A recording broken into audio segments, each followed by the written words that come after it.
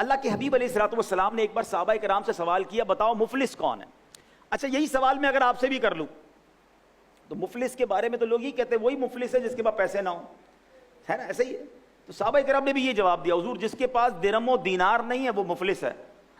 اللہ کے حبیب علیہ الصلوۃ والسلام نے فرمایا نہیں، مفلس وہ ہے، حدیث پاک کا مضمون ہے کہ وہ بندہ جو قیامت کے دن نیکیاں لے کر آئے گا، اس میں روزے بھی ہوں گے، نمازیں بھی ہوں گی، حج بھی ہوگا، صدقہ خیرات بھی ہوگا، مگر اس حال میں آیا ہوگا کہ اس نے کسی کا دل دکھایا ہوگا، کسی کا مال دبایا ہوگا، کسی کو گالی دی ہوگی، کسی پر ظلم کیا ہوگا. اب یہ سارے لوگ اللہ کی بارگاہ میں کھڑے ہو جائیں گے. اللہ تو انصاف دینے والا ہے نا، یا اللہ ہمارا اس سے انصاف دلا، اس نے ہمارا دل دکھایا، گالی دی، غیبت کی، پیسے لیے، مال دبا لیا. اللہ تبارک و تعالیٰ فرمائے گا اس بندے کے روزے اس کو دے دیے جائیں.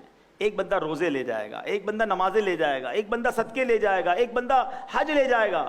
اللہ کے حبیب علیہ الصلوۃ والسلام فرماتے ہیں لوگ باقی رہیں گے، نیکیاں ختم ہو جائیں گی، حالانکہ نیکیاں پہاڑ جتنی لے کر آیا تھا. اب چونکہ لوگ باقی رہ گئے، اب ان کو کیا ملے گا؟ فرمایا اب ان لوگوں کے گناہ اس بندے کے سر ڈالے جائیں گے، کیونکہ اللہ تو انصاف فرمانے والا، نیکیاں تھی نہیں. اب کہا جائے گا اس کے گناہ اس کے سر ڈالو، اور پھر اسے جہنم میں ڈالا جا رہا ہے. یہ ہوگا مفلس.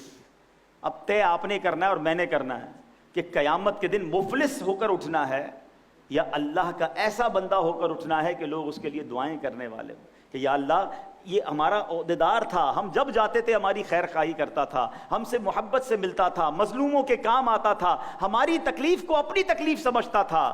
ایسے اگر آپ بن گئے تو یقین کریں شاید دنیا میں بڑی ترقی نہ ملے مگر جنت میں آپ کے لیے وہ محلات تیار ہوں گے. میرے رب کی رحمتیں دنیا میں ایسی برسیں گی کہ آپ کے غم دور ہو جائیں گے.